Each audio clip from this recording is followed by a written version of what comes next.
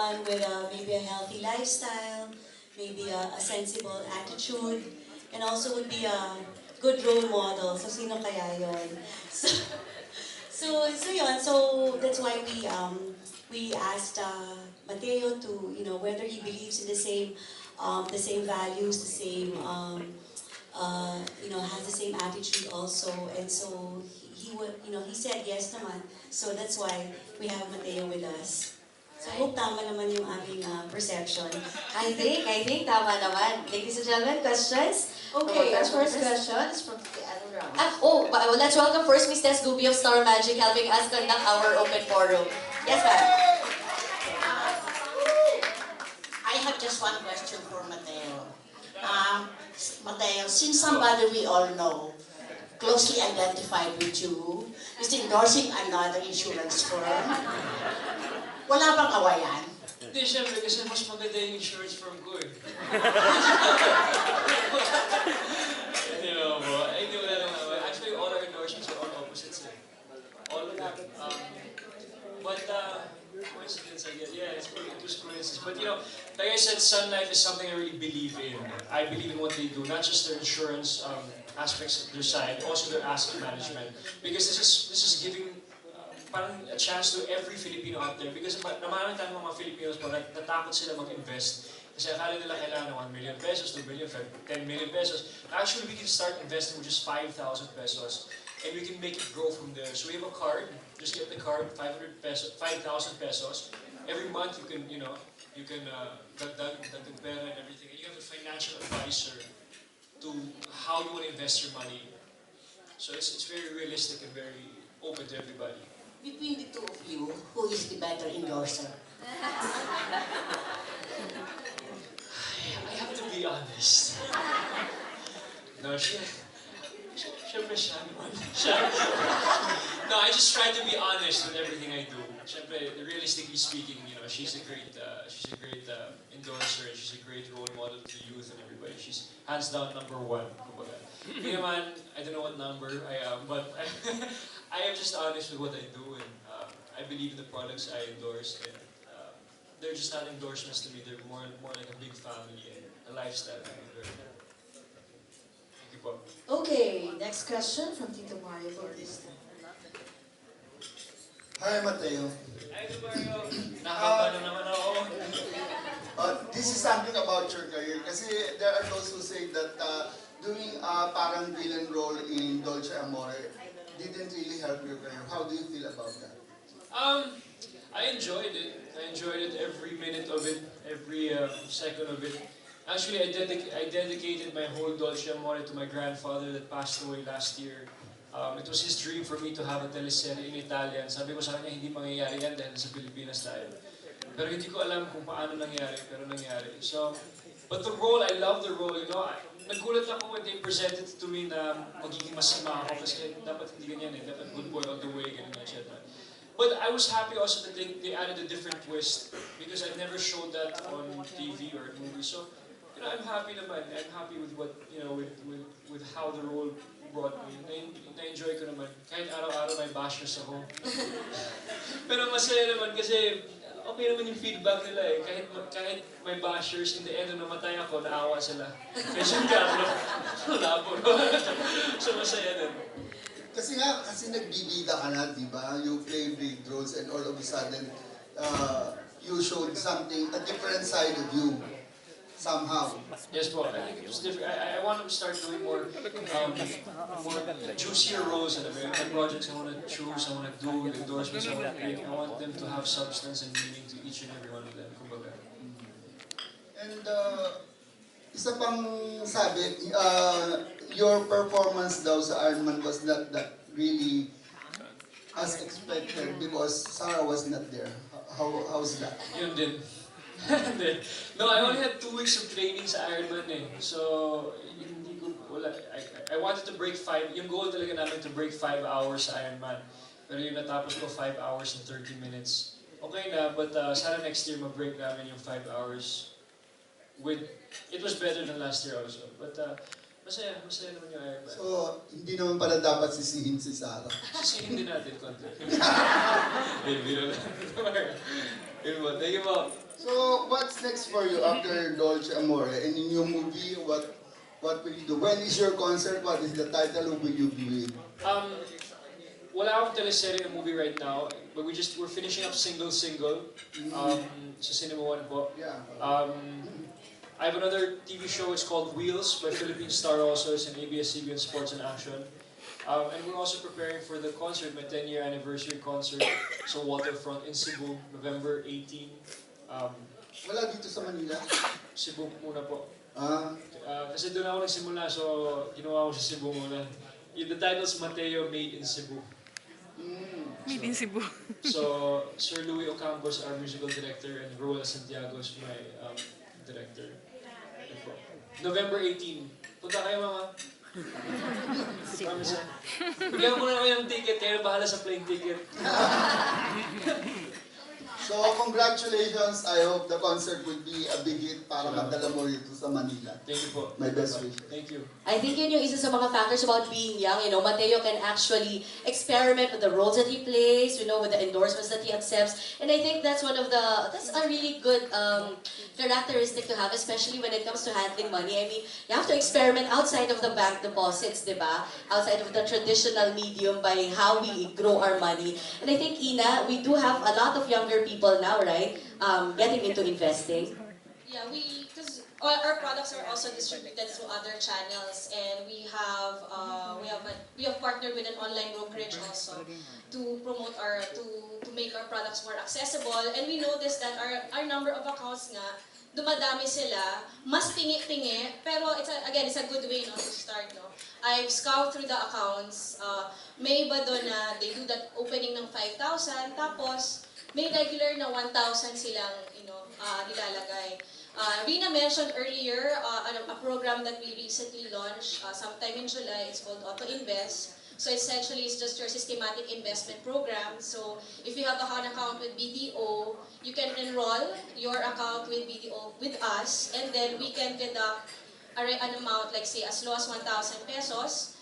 Then you can do a monthly or a quarterly debit from your account, and it automatically invests into our peso funds. So, may mga nag-enroll na po, tapos nakita ko rin, yung mga amount sila, tig-1,000.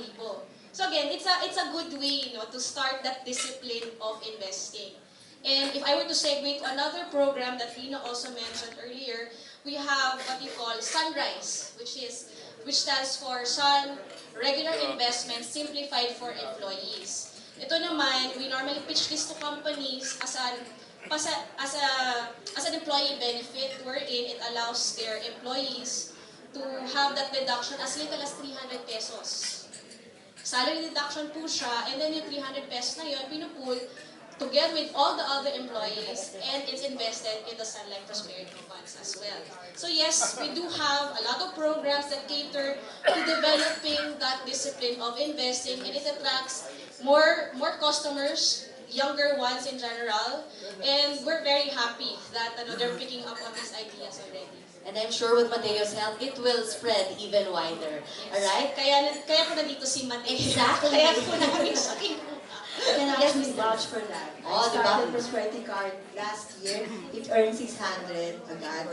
And then I added 1,000 every month. So, I think si Miss Tess na ang next Salamat endorser po. natin.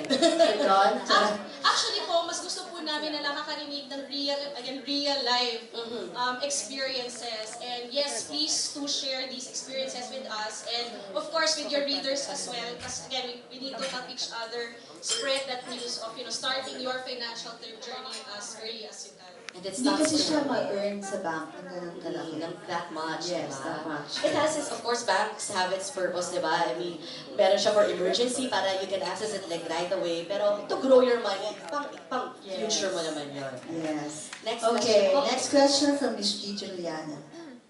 Siyempre, to be a credible endorser, you have to have financial savvy, diba? So, how, may we know just how prosperous Mr. Mateo Gutierrez is right now, and how many, like, what businesses do you have, or? Well, How many zeros? no, but this year has been a life-changing year for me. I've started to say to myself, okay, I have to make decisions talaga on my own. I really have to think. Actually, 2 years ago, I have to think about my future talaga. So this year, 7 months ago, I opened my first restaurant in Cebu. And it's doing really well. It's called Trattoria Dajani. It's an Italian restaurant. So that's when I opened, and my sister's managing that. This year, a few months ago, I just opened my first production company. It's called Big Bang Productions. So I have 2 other partners that we make videos and like concert events and mga stuff, mga short clips. And slowly but surely, I don't want to rush anything, but I want to think about the future very properly. Kumbaga. So, is this in preparation for Everything's in preparation for that.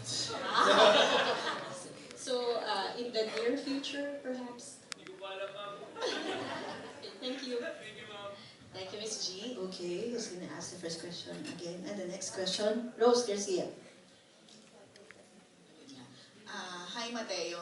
So, parang sa among the young actors ngayon, we could say na isa ka dun sa, kung sakali man dumating na yung time na settle down and all, you are very much ready. I have so many dreams to fulfill first. There's so many things I really want to complete as me and my own as an individual, kumbaga. So I think it's gonna take a few more years, and syempre, I think I found the one, and I think that's preparation for the future. Ang daming support. Labot naman yung I found the one, napaka Yeah, naman ako saying. Pero kumbaga financial wise, hindi ka kagaya ng iba na kailangan pa mag-ipon, mag-ganyan kumbaga. So syempre nag-iipon pa naman ako all the time, but syempre I'm very lucky. When I started 10 years ago, my dad was very strict with me, with saving my money. Every single month, believe it or not, he gives me a report on how much I lost, how much I earned, alam mo yun? Every single month, if I spend too much, he gets mad. But it's all in my responsibility, kumbaga. He lets me do what I want to do. He just warns me at the end of the month. So, it's always a continuous journey. And plus now with Sun Life, I have another professional guy helping me out, the Sun Life advisor, making my money grow in a different way, kumbaga. So, Okay. Last, Mateo, anong pakiramdam din na nasahanay ka nila, Ma'am Charo, Piolo, Juday, as trusted celebrity endorsers ng Sun Life? I feel very honored. I feel very humbled, nagulat ako eh. When I didn't know it was Piolo, Juday, and Ma'am Charo that's gonna be in the commercial. I really didn't, you guys didn't tell me eh. Nagulat na ako. Nag-shoot kami ng commercial. Sabi ko, ba't ang iksi ng part ng commercial? Akala, ang bilis ng commercial nito ah. May question ka daw po. Ang Nagtatanong si dami, Ate Tess. nakita ko Si Ate Tess sa ang Philippine tanong Stars, kung may mga question papers. daw. Ang dami naman, just bilang biro yung mga kasama ko, di ba? So I was very, very honored, very blessed, and very humble, very, very nice to know that a company like this trusts me, and I will do my best to represent them the best way I can, and just be responsible, and be honest in what I do.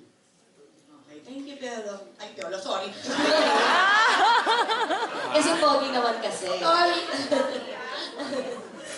Yes, for our next question. We have a question here from Chassie, one of our vlogger friends. Hello, good afternoon. Ang question ko kay Miss Fuentes. Kasi po sinasabi nyo, yung 5,000 is initial investment. Yes. What if wala kang pagdagdag? Pwede ba yun? You can just keep the 5,000 and let it grow. Kasi wala naman po kaming dormancy na tinatawag, no? Kasi sa bangko, di ba, usually pag iniwan mo lang yung pera tapos hindi mo gagalawin for extended period, kakatasan. Then before you know it, nawala na siya. Dito naman sa amin, wala po. Wala kaming dormancy, so you can just leave your money and just let our fund managers do their job in managing the funds collectively, and before you know it, lumalago na ho yung pera yun habang kahit wala po kayong ginagawa. So yun po yung beauty ng mutual funds. No? You don't have to do anything actively and it just grows for you. Ilang years po yung minimum years of, before ka makapag-withdraw? Depende po. May mga funds po kami na may tinatawag na holding period. So, in theory, pwede ho kayong, kung gusto nyo kinabukasan, i-withdraw nyo, pwede naman po yun. Although, there's going to be what you call a redemption fee or early redemption fee. May mga funds naman kami na actually wala po. So, but we do encourage that you keep your money at least 3. If you can do it 5 years, better. So that it will really work for you. You can really feel na talagang may nag-grow siya. Kasi po, if you go in and out, sa pag-chinachurn nyo, yung pera, parang, di ba parang muna sa puhunan din yan, di ba? So, kung may business po kayo, when you put in your money, you don't take it out naman kaagad, di ba? You let the business run for a while, then see whether it's working or not. Ganun din po yung konsepto ng mutual funds, kailangan paganahin nyo muna. So, ang recommendation po namin, anywhere between 3 to 5 years, ideally on 5 years, kung kaya nyo ng 10 years nyo po. So, ang sinasabi ko po sa mga tao gusto mag-invest, gamitin nyo yung perang kaya nyong kalimutan.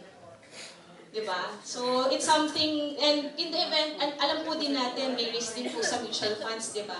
Hindi naman po lagi may returns or kumikita ka. So, on the flip side, yung pera pong ilalagay ninyo, yun din yung kaya ninyong mawala, just in case hindi po, there's a financial crisis or something, which we have seen happen, diba? So, kung nawala po yung pera na yun, dapat hindi ho ma-impair yung lifestyle natin. Kasi di ba narinig natin yung mga scams? And we're a very strong advocate against scams na may mga nagbibigay sa mga scammers ng lifetime savings po nila. Di ba? Tapos, na-scam, nawala, kailangan nila ibenta yung bahay nila or kailangan nila ipa-adopt yung mga anak nila or something like that. Or mangutang para ma-maintain lang yung mga kinakailangan nila sa buhay. So, that's something that we'd like to discourage. So, when you do get into investing, you have to ensure na yung pera na yon, just in case mawala yon, okay lang po sa inyo. Kasi the upside is always easy to manage, di ba? Yung pag kumita kayo, but that's something na very welcome to you. But I think in general, a lot of Filipinos, syempre, pag nawala yung pera, una sa lahat, ay nga nila iisipin na mawala yun. Diba? So, yun yung kailangan, that's something that we need to be comfortable with. Na what if we lose the money, and if we're okay with losing that, invest na natin. At pag nawala yun, okay lang. Hindi kayo mangungutang, hindi kayo maghihirap. Pero ideally, sana, mag-grow siya. Diba? Actually, yeah, it's not really na mawala, but it's just that the returns fluctuate. So there are years that the returns are up, there are years that the returns are down. So it's something na gusto namin that as, patience, you have to, patience is a virtue na that you have to, and that's what you have to have dito when you're investing in mutual funds. Ibig sabihin, pag may taon na down siya, antayin nyo lang kasi babalik rin yan na akyat yan. And as I said earlier, like in 5 years, you can double your money. So, usually our average return of investments around 11 to 12% on an equity fund. So on a 5-year basis, that's double already. Of course, we have other funds in between. So, depende, no? Depende rin on para saan yung pera na ilalagay ninyo. So yun lang. So that's the challenge nga na parang hindi siya time deposit na sigurado every month 1% or something. Minsan may mga taon up 30%, ibang taon down 1%, and up na naman ng 5%. Ganun kasi yung stock market kung saan naka-invest yung pera ninyo. So sinasabi namin is, be patient, and for the long term, yung pagkaakyat baba niyan, at the end of 3 years, 5 years, akyat lang yun. So yun lang, wag lang pong kabahin. So yun. Thank you. Tulad nga nasabi ni Rina, no, na some of our funds fluctuate erratically. Pero like what I mentioned earlier, we have a full spectrum of funds. So kung medyo conservative po kayo, meron po kaming funds para sa inyo. Kung medyo aggressive naman po kayo and gusto nyo tayaan, for example, yung stock market, meron din naman po kaming funds para sa inyo. So again, we have a full spectrum of funds depending on your risk appetite. And of course, that is why, it's really for the long term. That's why it's very important to partner with a really credible and trustworthy company like Sun Life Asset Management. Okay, next question. And I have another question. Yes, Is it possible na maging milyonaryo yung nag-invest ng 5,000 ngayon sa loob ng 20 years? May computation po, Miss Rina? Actually, sana dagdagan natin ng zero, no? Kasi as I said, for example, double your money in 5 years, right? So yung 5,000, after 5 years, 10. Then after, 20. Then after that, 40. So dapat, dagdagan pa natin ng ibang zero kung 50. Diba? So, Be consistent. 200. Yeah. Yeah, oo. Or yun nga, try auto-invest. So let's do it 5,000 pesos monthly or 5,000 pesos quarterly, and hitting 1 million would be easier rather than